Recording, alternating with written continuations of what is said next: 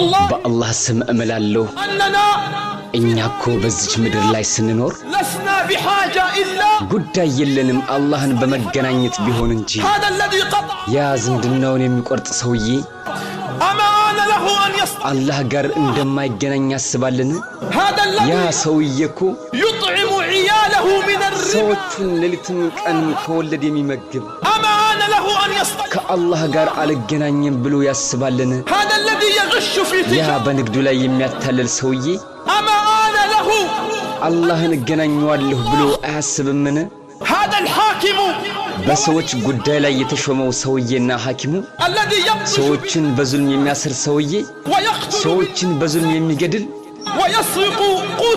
የሰዎችን ቀለብና ገንዘብ የሚሰርቅ በሌሊትም በቀንም አላህ ዘንድ እገናኛለሁ ብሎ አያስብምን? እህት ወንድሞችን ከውርስ ሐቅ ገንዘብ የከለከላቸው ሰውዬ እህት ወንድሞችን በሐቅ ከመዋረስ የከለከላቸው ሰውዬ አላህ ጋር አልገናኝም ብሎ ያስባልን? በየቀኑ ያ የሚሰማ ሰውዬ እኮ ወደ ሶላት ምትወሉ ነጃ ወደ ምትወጡ